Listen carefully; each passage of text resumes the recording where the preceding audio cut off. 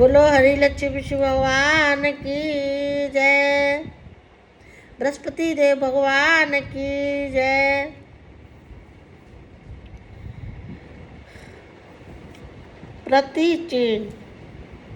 प्राचीन काल में एक ब्राह्मण था। वह बहुत निर्धन था। एक ब्राह्मण था, बहुत निर्धन था। उसके कोई भी संतान नहीं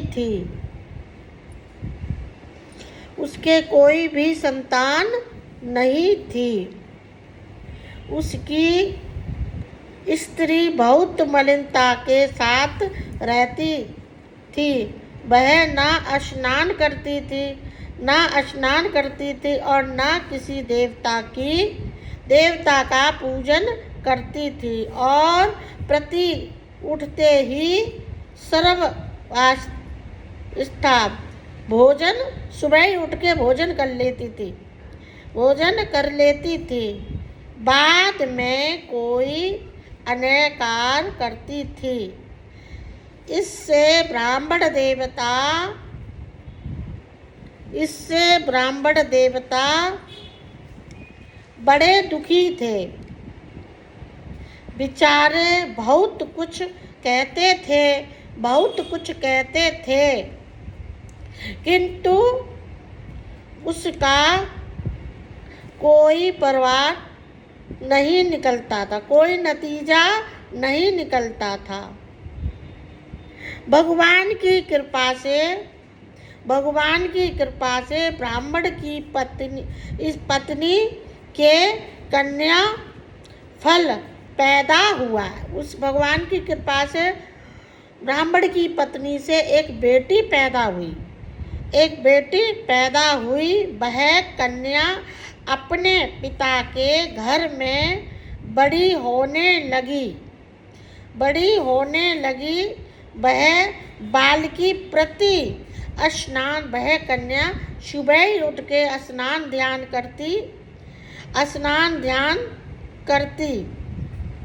करती और विष्णु भगवान का जाप करने लगी।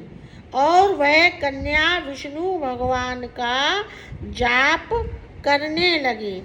बृहस्पति देव का व्रत करने लगी। अपने पूजा पाठ को समय करके पाठशाला जाती थी। यानी स्नान ध्यान करके पूजा पाठ करके विष्णु भगवान का व्रत रखती थी और फिर स्कूल पाठशाला जाती थी। तो अपनी मुट्ठी में एक मुट्ठी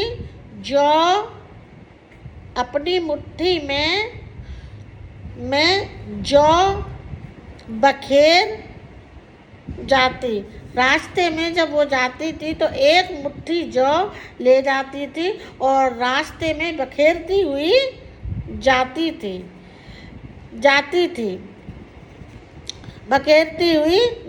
थी और पाठशाला के मार्ग में रास्ते में डालती चली जाती थी। तब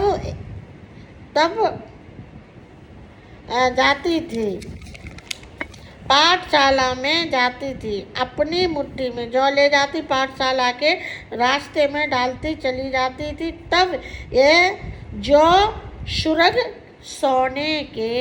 वह जौ सोने के बन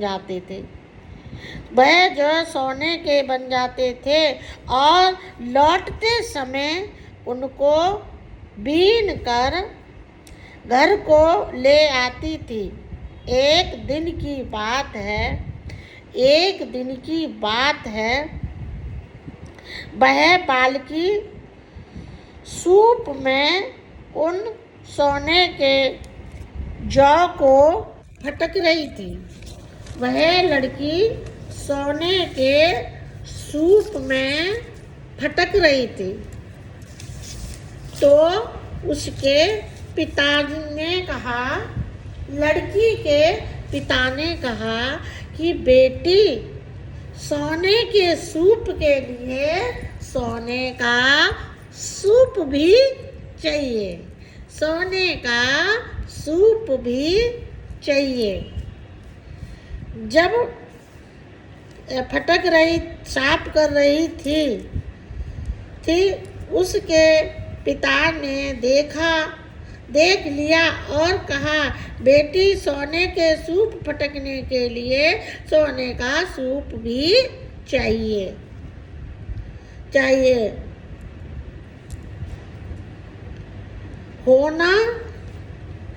होना चाहिए।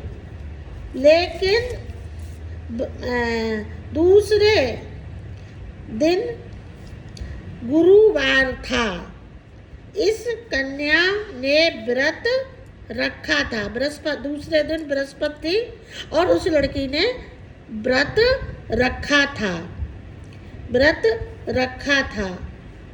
बृहस्पति देव से प्रार्थना करके वह लड़की बोली, हे प्रभु,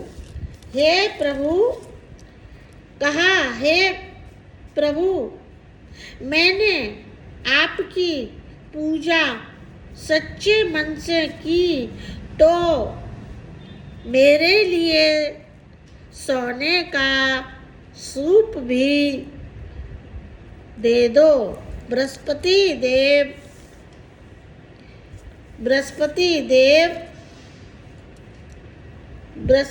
देव उसकी प्रार्थना स्वीकार कर ली और रोजाना की तरह वह कन्या जौ फैलाती हुई जाने लगी। तब और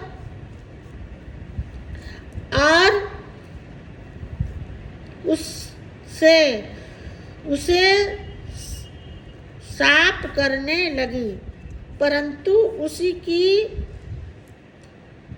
उसकी माँ का वही ढंग रहा। एक दिन की बात है कि वह इस कन्या के रूप और कार्य को देखकर मोहित हो गया। एक राजा का लड़का ने उस कन्या को सूप में सोने के जौ फटकते हुए देखा तो वो राजा का लड़का उस लड़की का कारोबार देख के और उस पर मोहित हो गया। तब अपने महल आकर भोजन तथा जल त्याग कर उदास होकर लेट गया। राजा को जब इस बात का पता लगा तो अपने प्रधान मंत्रियों के साथ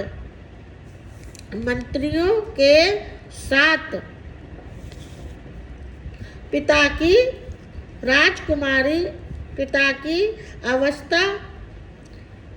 आवाज कोई और कारण है। अपने पुत्र से राजा ने पूछा, बेटा, क्या बात है? खाना पीना छोड़ दिया है और किसी ने अपमान किया है या कोई कष्ट है? आप मुझे बताइए, मैं उसे पूरा कर दूंगा। तो अपने पुत्र को पास बुलवाया, पास गए और बोले, हे पुत्र, तुम्हें किसी बात का कष्ट है, किसी ने अपमान किया है अथवा कोई और जो कारण हो सो कहो, मैं वह कार्य करूँगा जिससे तुम्हें प्रसन्नता हो। अपने पिता की राजकुमार ने बातें सुनी तो वह बोला, मुझे आपकी कृपा से ना तो किसी बात का दुख है और न किसी ने मेरा अपमान किया, परंतु मैं उस लड़की से विवाह करना चाहता हूँ जो सोने के सूप में जौ साफ कर रही थी। यह सुनकर राजा अरसत में पड़े और बोले, हे बेटा,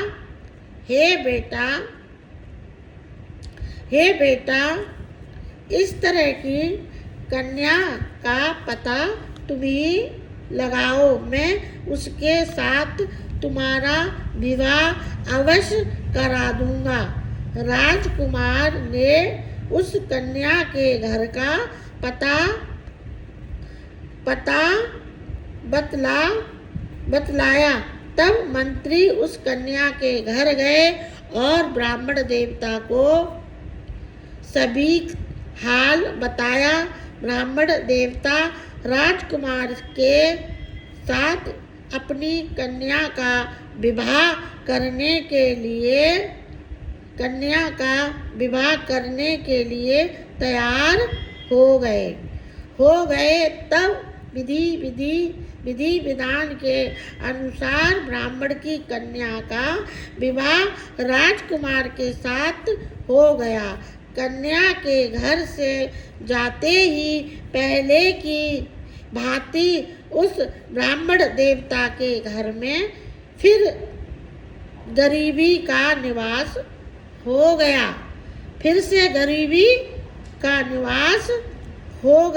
अब भोजन के लिए भी अन्न बड़ी मुश्किल से मिलता था।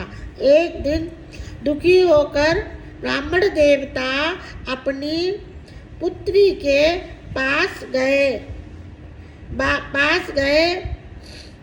बेटी ने अपने पिता को दुखी अवस्था में देखा और अपनी माँ का हाल पूछा।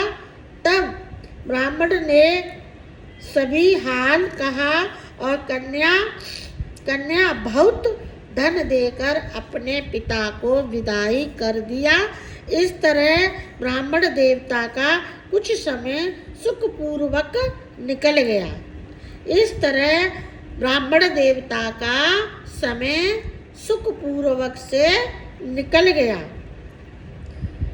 गया। व्यतीत हो गया।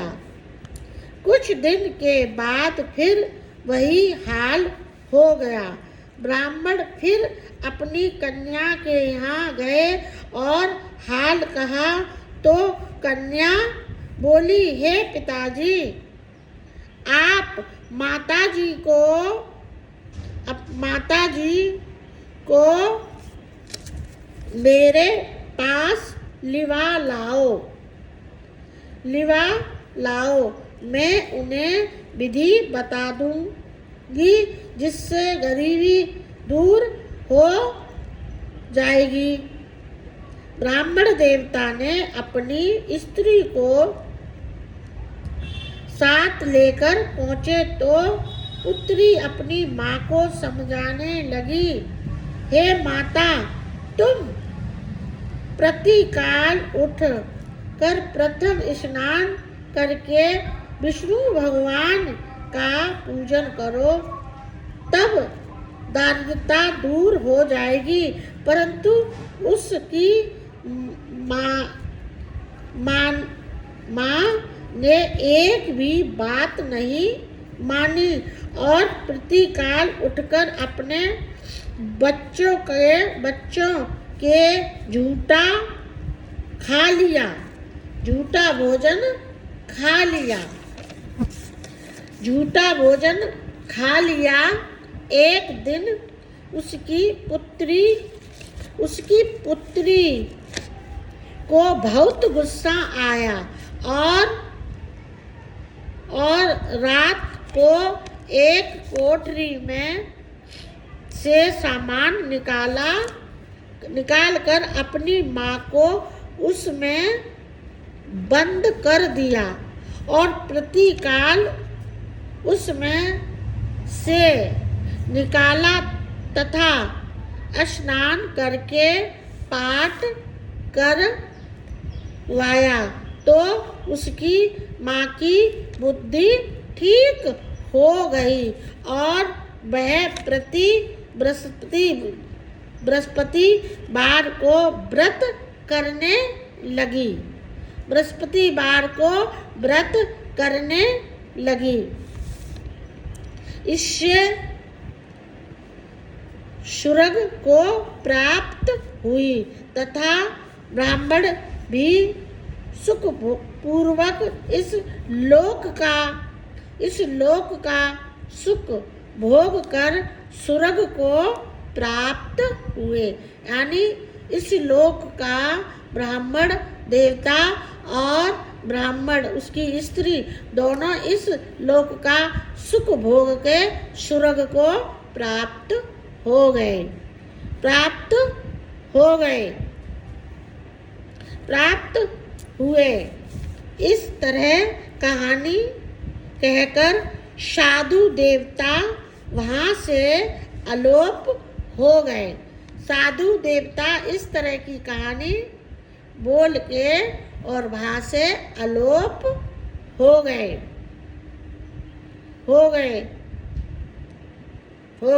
धीरे धीरे समय व्यतीत होने पर फिर बृहस्पतिवार का दिन आया।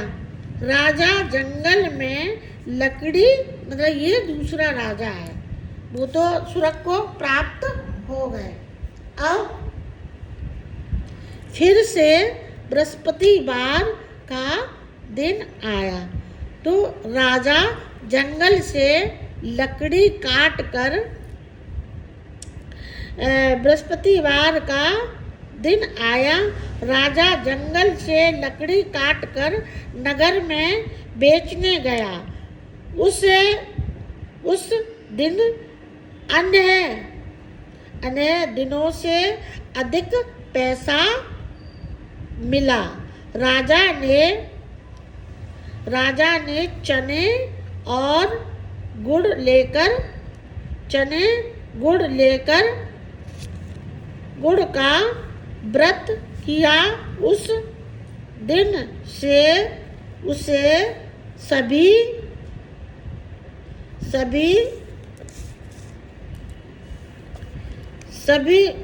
कलेश, उस राजा की सभी कलेश दूर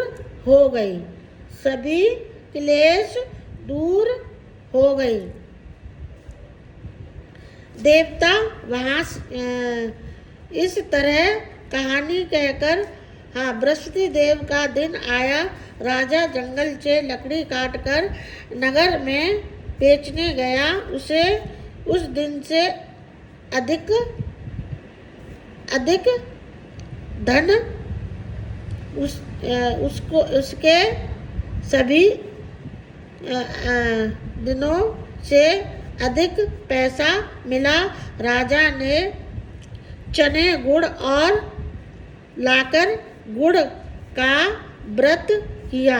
उस दिन से उसके सभी क्लेश दूर हो गए। परंतु जब दोबारा गुरुवार आया तो बृहस्पतिवार व्रत करना भूल गया।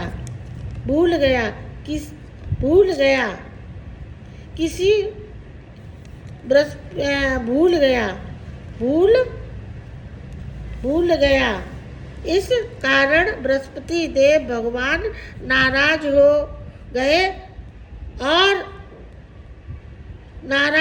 हो गए।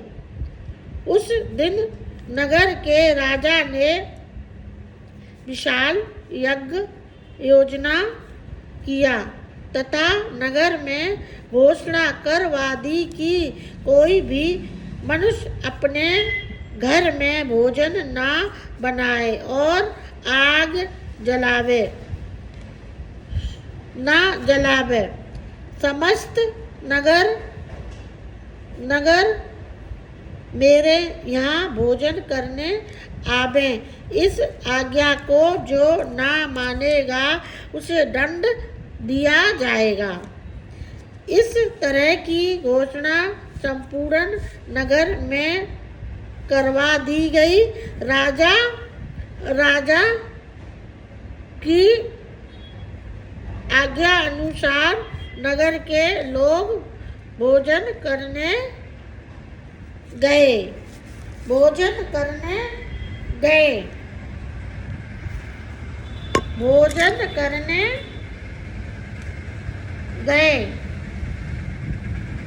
लेकिन लकड़हारा कुछ देर से पहुंचा, इसलिए राजा उसको अपने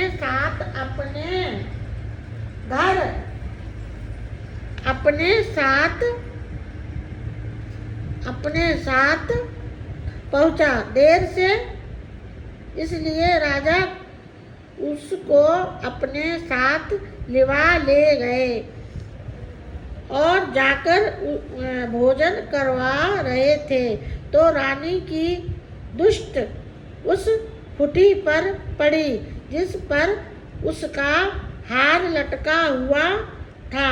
वह हार दिखाई नहीं दिया। रानी ने निश्चय किया कि मेरा हार इसी मनुष्य ने चुरा लिया है। उसी समय सिपाही को बुलवाया और उसको कारागार में डलवा दिया। जब लकड़हारा कारागार में पहुंच गया तो बहुत दुखी होकर विचार करने लगा कि ना जाने कौन से पूर्व जन्म के कर्म से मेरे लिए यह दुख प्राप्त हुआ है, और उसी साधु को याद करने लगा जो कि जंगल में मिला था। उसी समय तत्काल बृहस्पति देव साधु के रूप में प्रकट हो गए और उसकी दिशा देखकर कहने लगे, अरे मूर्ख, तू बृहस्पति देवता की कथा नहीं कही। इसी कारण तेरे लिए दुख प्राप्त हुआ है। अब चिंता मत कर। बृहस्पतिवार के दिन कारागार के द्वार पर 4 पैसे पड़े मिलेंगे।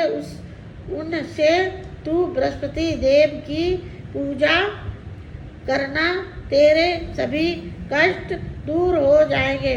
बृहस्पति देव के दिन उसे 4 पैसे पड़े मिले। लकड़हारा ने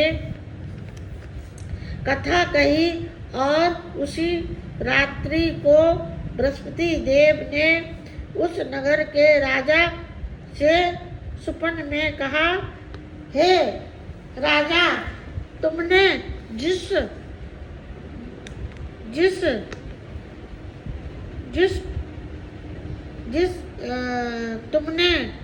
जिस आदमी को कारागार में बंद कर दिया है वह निर्दोष है, वह राजा है, उसे छोड़ देना। रानी का हार उसी खूंटी पर लटका हुआ है। तू ऐसा नहीं करेगा तो मैं तेरा राज को नष्ट कर दूंगा। इस रात्रि के सपन को देखकर राजा प्रतिकाल उठा और खूंटी पर हार देखा। लटका रहा है और लकड़हार खूंटी पर हार देख कर लकड़हारा से क्षमा माफी मांगी तथा राजा के योग सुंदर वस्त्र आभूषण देकर उसे विदाई किया। गुरुदेव की आज्ञा अनुसार राजा अपने नगर को चल दिया। जब राजा नगर के निकट पहुंचा तो उसे बड़ा आश्चर्य हुआ। नगर में पहले से अधिक बाग, तालाब, कुएं तथा बहुत धर्मशाला मंदिर आदि बन गए। और राजा ने पूछा, यह किसका बाग, किसकी धर्मशाला और तथा नगर के सब लोगों ने तालाब हुए तथा बहुत धर्मशाला मंदिर आदि बन गए थे। राजा पूछा, यह किसका बाग और वह किसकी धर्मशाला है तथा नगर के सब लोगों ने कहने लगे, यह रानी और दासी के। तो राजा को अशरत हुआ और गुस्सा भी आ गया। जब रानी ने यह खबर सुनी कि राजा आ रहे हैं तो उसने दासी को कहा कि दासी, राजा हमको कितनी बुरी हाल में छोड़ कर गए थे, वह हमारी इस हाल देख कर लौट ना जाए, इसलिए तुम दरवाजे पर खड़ी हो जाओ। और रानी की आज्ञा अनुसार दासी दरवाजे पर खड़ी हो गई और राजा आए तो उन्हें अपने साथ लिवा लाई तथा राजा ने क्रोध करके अपनी तलवार निकाली और पूछने लगे, यह तालाब की यह धन तुम्हें कहाँ से प्राप्त हुआ है? तब रानी ने कहा, हमें यह धन बृहस्पति देव के व्रत के प्रभाव से प्राप्त हुआ है। राजा ने निश्चय किया कि 6 दिन बाद तो सभी व्रत बृहस्पति देव का पूजन करते हैं, परंतु मैं रोजाना दिन में 3 बार कहानी कहा करूँगा तथा रोजाना व्रत करा करूँगा। अब हर समय राजा के दुपट्टे में चने की दाल बंधी रहती तथा दिन में 3 बार कहानी कहता। और एक दिन राजा ने विचार किया कि चलो अपनी बहन के यहाँ हो आवें। ऐसे निश्चित कर राजा घोड़े पर सवार होकर अपनी बहन के यहाँ चलने लगा। मार्ग में उसने देखा कि कुछ आदमी एक मुर्दे को ले जा रहे हैं, तो उन्होंने रोक कर कहने लगा, अरे भाइयों, मेरी बृहस्पति देव की कहानी सुन लो। वे बोले, लो, हमारा तो आदमी मर गया और इसको कथा की पड़ी हुई है। परंतु कुछ आदमी बोले, अच्छा कहो, हम तुम्हारी कथा भी सुनेंगे। राजा ने दाल निकाली और जब कथा आधी हुई थी कि मुर्दा हिलने लगा और जब कथा समाप्त हुई तो राजा तो राम राम करके वह मनुष्य उठ खड़ा हुआ। आगे मार्ग में उसे एक किसान खेत हल चलाता मिला। राजा ने उसे देखा और उससे बोला, अरे भाई, तुम बृहस्पति देव की कथा सुन लो। किसान बोला, जब तक मैं तेरी कथा सुनूंगा तब तक 4 हरैया जोत लूंगा। जाओ, अपनी कथा किसी और को सुनाना। इसलिए इस तरह राजा आगे को चलने लगा। राजा के हटते ही बैल पछाड़ खाकर गिर गए और तथा उसके पेट में जोर से दर्द होने लगा। उसी समय उसकी माँ रोटी लेकर आई। उसने जब यह देखा तो अपने पुत्र से बोली, हाल पूछा और बेटे ने सभी हाल कहा दिया तो बुढ़िया दौड़ी दौड़ी उस घुड़सवार के पास गई और उससे बोली, तेरी कथा सुनूंगी, तू अपनी कथा मेरे खेत पर चल के कहना। राजा ने बुढ़िया के खेत पर जाकर कथा सुनाई। कथा कही, जिससे सुनते ही वह बैल खड़ा हो गया तथा किसान के पेट का दर्द ठीक हो गया। अपनी बहन के घर पहुंचा तो बहन ने भाई की खूब मेहमानी की। दूसरे रोज प्रति काल राजा जागा और तो वह देखने लगा कि सब लोग भोजन कर रहे हैं। राजा ने अपनी बहन से कहा, ऐसा कोई मनुष्य है जिसने भोजन नहीं किया हो? मेरी बहन किया हो। मेरे बृहस्पति देव की कथा सुन ले। बहन बोली, हे भैया, यहाँ देश ऐसा ही है कि पहले यहाँ लोग भोजन करते हैं, बाद में अन्य काम करते हैं। अगर कोई पड़ोस में हो तो देख आओ। वह ऐसा कहकर देखने चली गई, परंतु उसे कोई ऐसा व्यक्ति नहीं मिला जिसने भोजन नहीं किया हो। अंत वह पता लगाते एक कुम्हार के घर गई, जिसका लड़का बीमार था। उसे बुलवाया।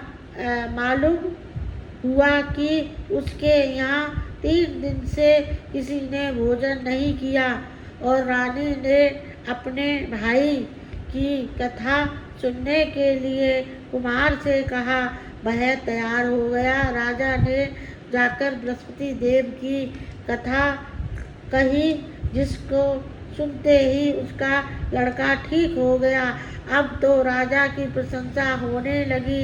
एक दिन राजा ने अपनी बहन से कहा कि हे बहन, हम अपने घर को जावेंगे, तुम भी तैयार हो जाओ। राजा की बहन ने अपनी सास से कहा। सास बोली, हाँ चली जाओ, परंतु लड़कों को मत लेके जाना, क्योंकि तेरे भैया के कोई औलाद नहीं होती है।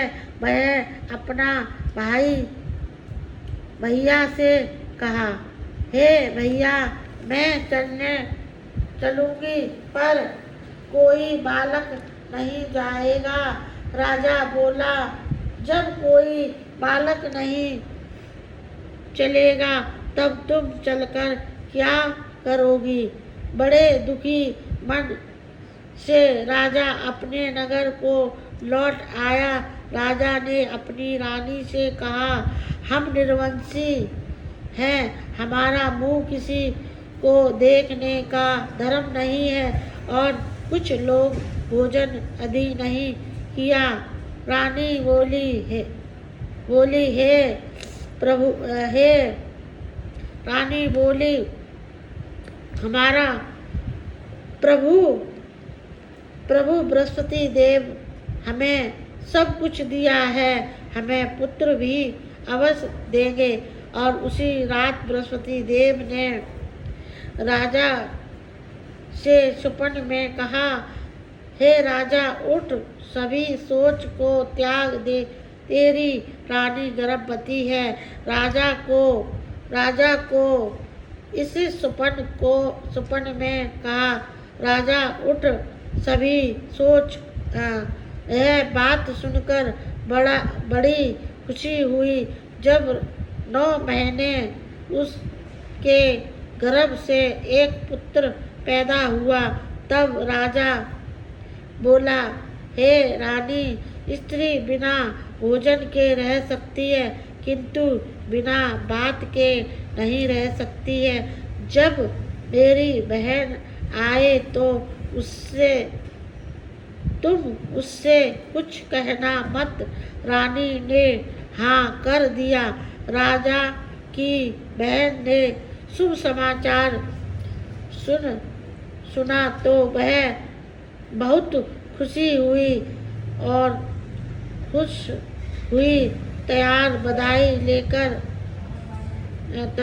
बधाई लेकर अपने भाई के यहाँ आई।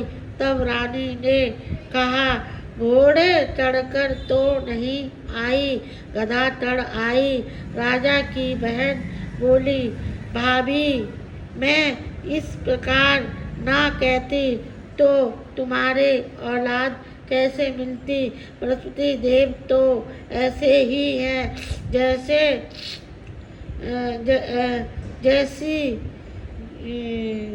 जैसी जिन को मन में कामनाएं हैं सभी को पूर्ण करते हैं। तो सद्भाव पूर्वक बृहस्पति देव का व्रत करता है ऐसा कथा कहता है अथवा सुनता है और दूसरों को सुनाता है। बृहस्पति देव उसकी सभी कामनाओं पूर्ण करते हैं। भगवान बृहस्पति देव उसकी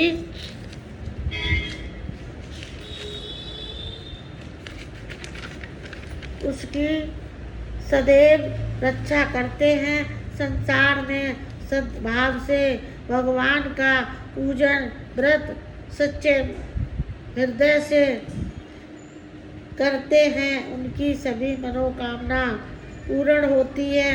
जैसा सच्ची भावना से रानी राजा ने उनकी कथा का गुणगान किया तो उनके सभी इच्छाएं बृहस्पति देव जी ने पूर्ण की थी।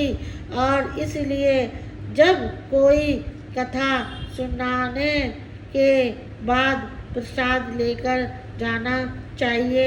हृदय से उनका मनन करते हुए जयकारा बोलना चाहिए। बोलो बृहस्पति देव की जय। विष्णु भगवान की जय। विष्णु भगवान की जयकारा विष्णु भगवान का। बृहस्पति देव भगवान की जय। भाई बहनों हमारी वीडियो पूरी देखें, सब्सक्राइब लाइक करें और वीडियो को शेयर करें। और जो मन से इस वीडियो को देखेगा उनके बिगड़े काम बन जाएंगे, मनोकामनाएं पूरी हो जाएगी। विष्णु भगवान की जय। हरि विष्णु भगवान की जय।